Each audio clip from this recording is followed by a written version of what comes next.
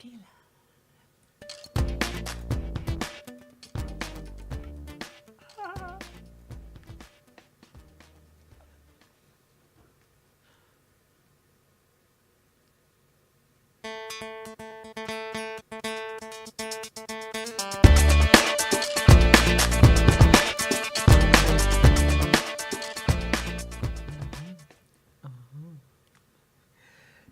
Good evening. This is Bill Moran and Kelly Rasala joining you today from Bill Moran Show.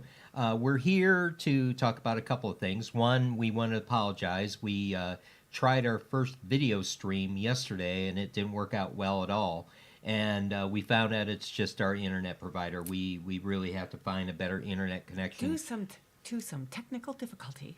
Due to technical difficulties beyond our control. Yes, right. But anyway, we did put up, as most of you already know, the audio version of that show with Perry MX Stabler and Ken Davidson of the NWI Gazette.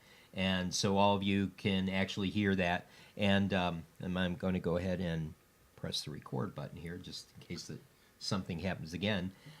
So we have with us today is Ken Davison of the NWI Gazette. Ken, you still there? Yes. Wonderful. Great. Hello. Hello. All right, we're being recorded right now, so watch your language. All right. All right. And again, I want to thank you and MX for coming on the show. That was a great conversation, actually.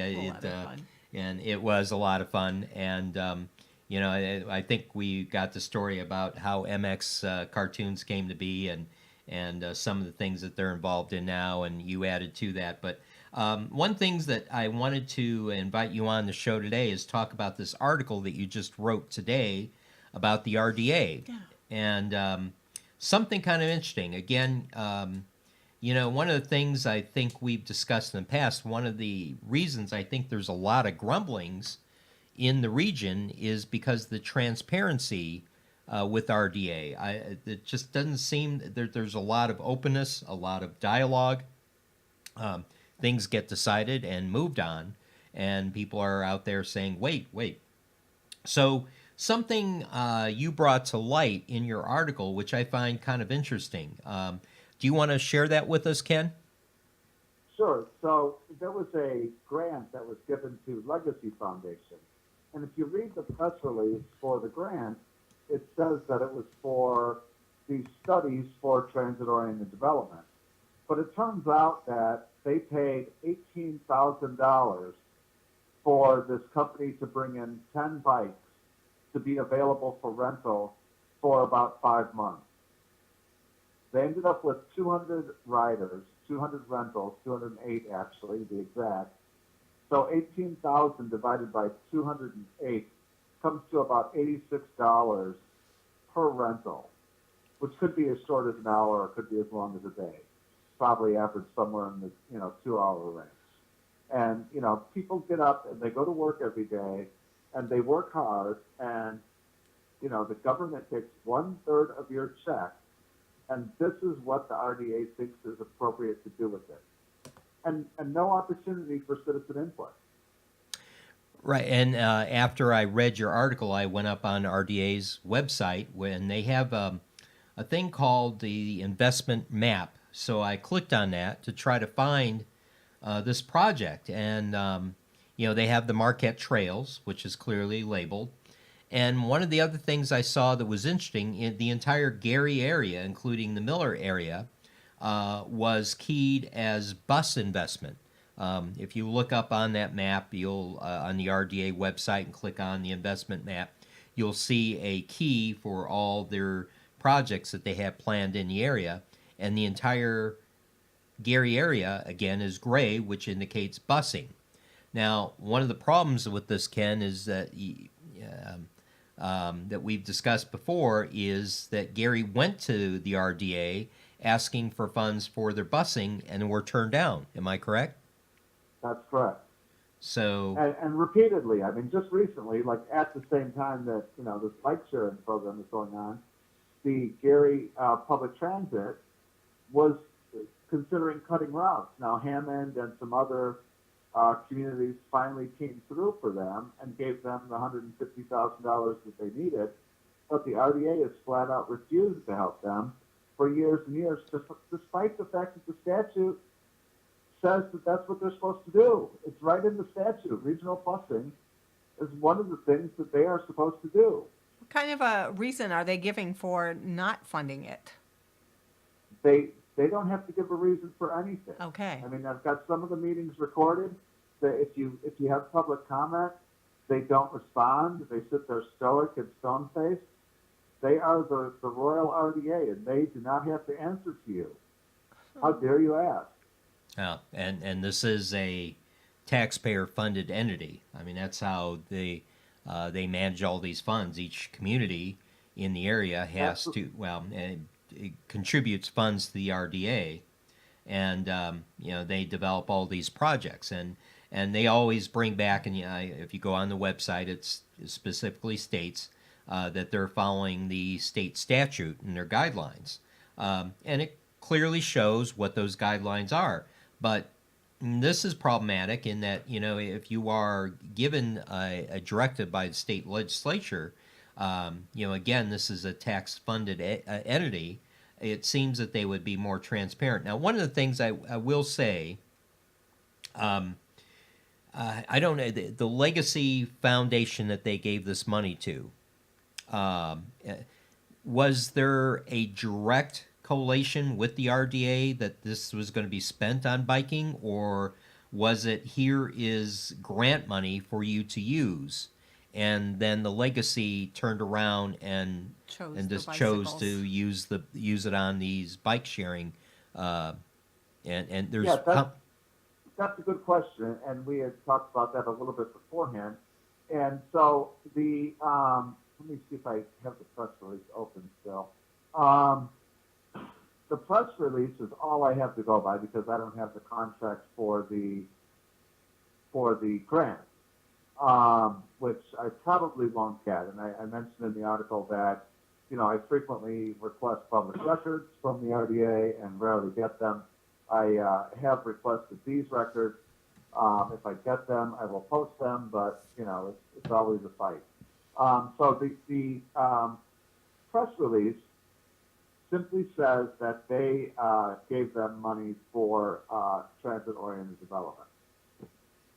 Transit-oriented development. And so they did some other things. Basically what they did, it was a $75,000 grant. And so my understanding is that they paid $25,000 to a person to act as the Miller Community Spotlight chair or liaison or whatever.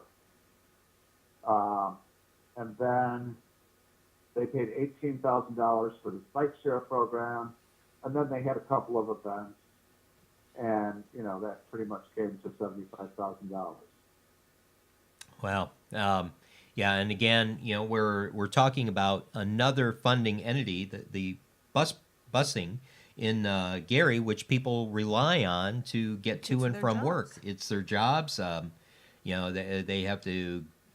And a lot of these people don't have automobiles like you and I do, so they depend on the busing system. But yet, it's kind of hypocrisy at its best, in that we forgive funding a busing network that will help people get to and from work, but we're willing to fund recreational biking. I guess if well, let's not forget that the RDA spent $13 million a few years ago and ended up killing several local buses.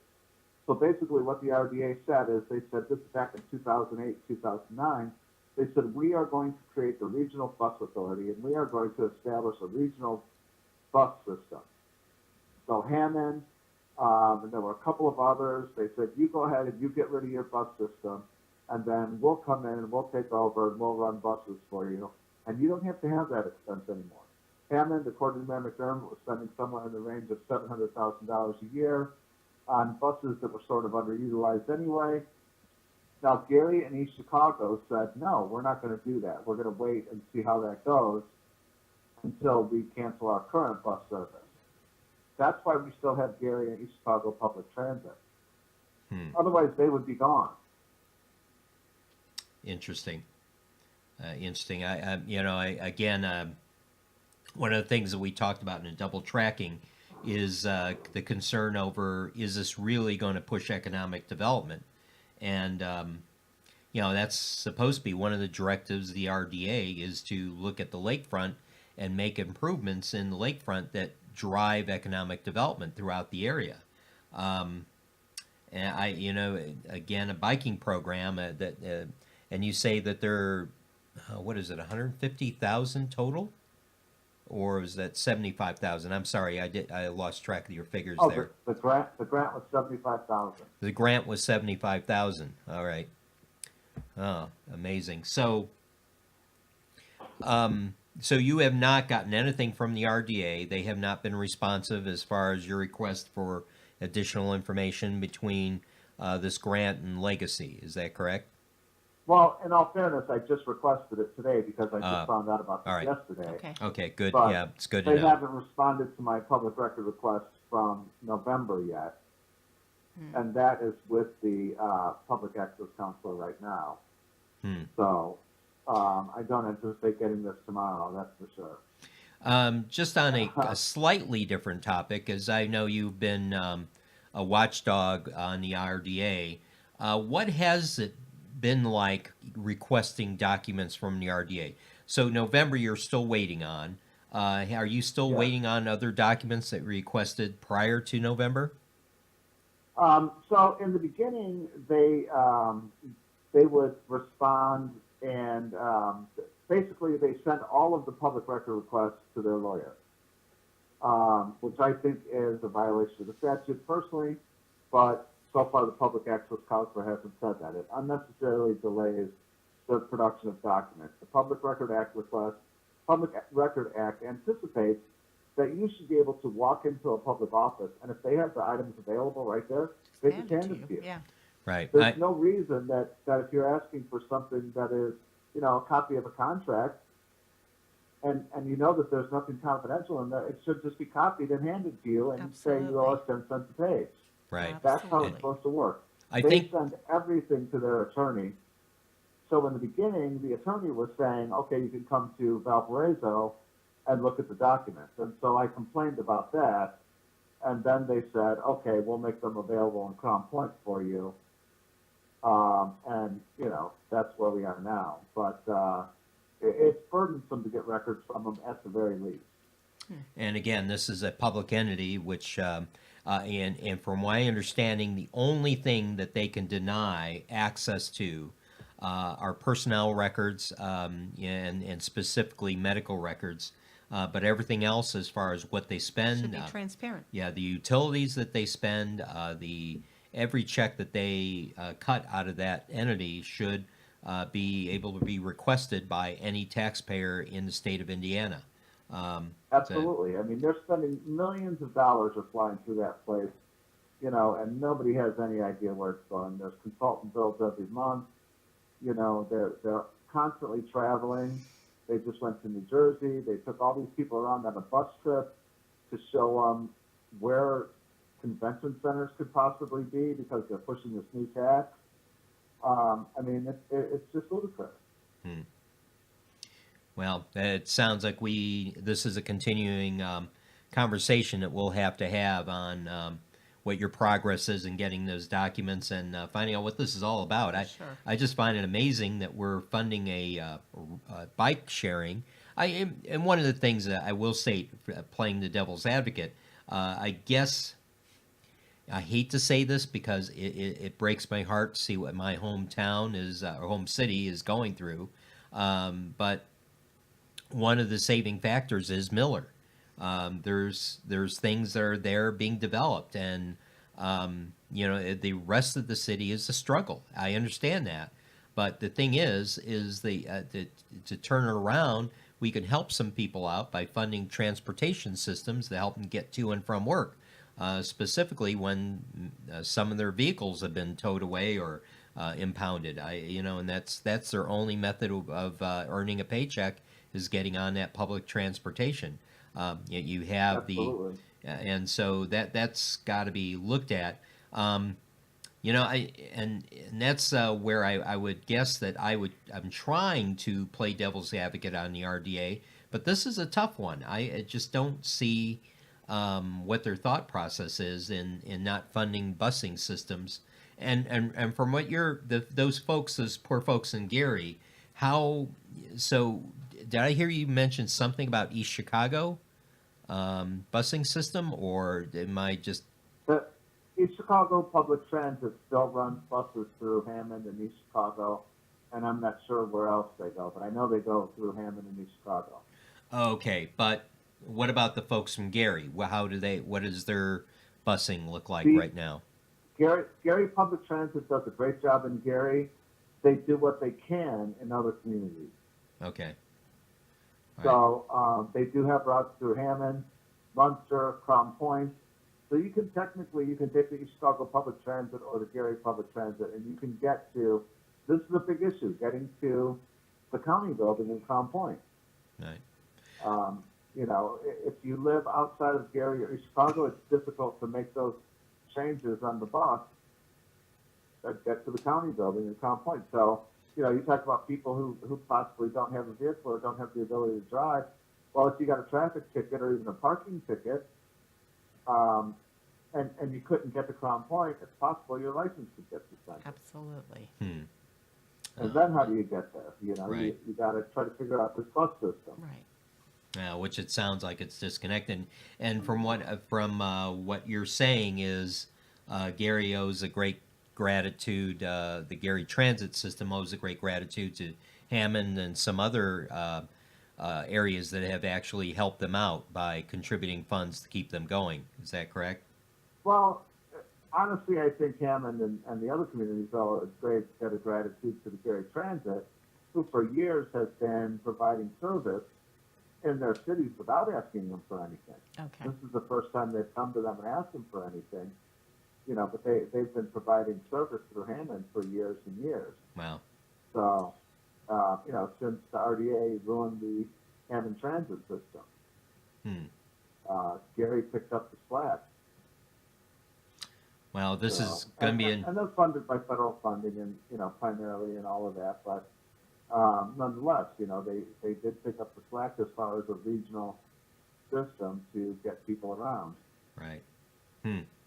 Well, I'm sure you're going to be keeping an eye on this one, Ken, so we can rely on you to keep an eye on Northwest Indiana while the others look the other way. I'll be interested to hear more about this story. Yeah, definitely, definitely, because this for me it's troublesome why why this doesn't show up on their project map. Number one, so the transparency isn't there. I mean, bike riding programs are great, Sure. but I'll tell you, in Valparaiso, it is greatly underfunded by Urschel Labs. The bike Funded by. funded by the did I say underfunded? Thank goodness for Kelly. She catches all my my hiccups. But yeah, they pretty much funded that entire bike sharing program in Valparaiso. If you go up to any of those bike shares, that you'll see the Urschel Labs logo on them. And that's something I guess I would have expected. The RDA, in fact, you look at one of their models is they're supposed to be forming partnerships. I guess they formed this partnership with Legacy, but it seems like they should have sought out. And there's a lot of large companies I know that would love to probably help out with that project, and at least maybe fund it in some part. But it's going to be interesting to keep track of this, Ken. So we'll keep in touch. And thank you. We'll keep on top of this and other stories. Thanks. Wonderful. Thank you. And this and the video will probably be up on YouTube before the night is out, and I'll send out a link through our typical method, the Bill Moran Show news releases that we usually do. So, all right. Okay. Thank you. All right, thank you. Thanks Ken. much, Ken. You have a nice evening. All right. You too. Bye. Bye. Okay, that's it. Then I guess that's it. We're going to try to do these sporadically, I guess. But if you find them to be beneficial, let us know. If there's stories you'd like us to work on, Right. let us know that too. Definitely. Things that are important that are going on that we may not be even aware of. Definitely, we have a lot of great relationships with Ken and some other media across the area that we can invite on, and the only thing that'd be problematic is accepting phone calls. Obviously we're doing this by cell phones right now. We don't have the studios that some other folks have across the region, but yeah, yeah.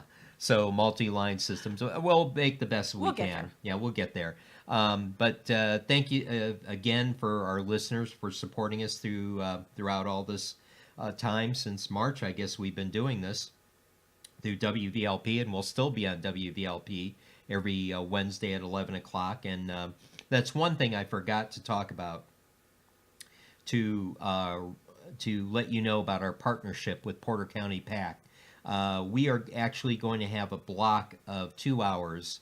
The Bill Moran Show is going to join up with All Rise, which is underwritten by PACT, which is the entity that funds a lot of the drug rehabilitation programs, rehab connections, and so on. And so we are going to be helping them out in trying to provide content for those 2 hours. And then they're transversely going to help us with the walk project that we've talked to you all about in the past. So keep an eye out for that. And again, we wish you all a good evening, and we hope to do this soon again. Yes, keep warm out there. Oh, very warm. Again, Monday, there's hope for Monday. Yes. The Randy advisory should go away, I would guess, by Sunday afternoon or Monday, last time I looked at a map. So, and I say warm, I mean, we're talking about getting into the above 30s, freezing. yeah. So maybe above freezing. Yes. But still, at this point, 28 would be tropical Yes, compared to what we've been exactly. going through. So again, good evening, and thanks a lot for tuning in. Thanks. Good night. Good night.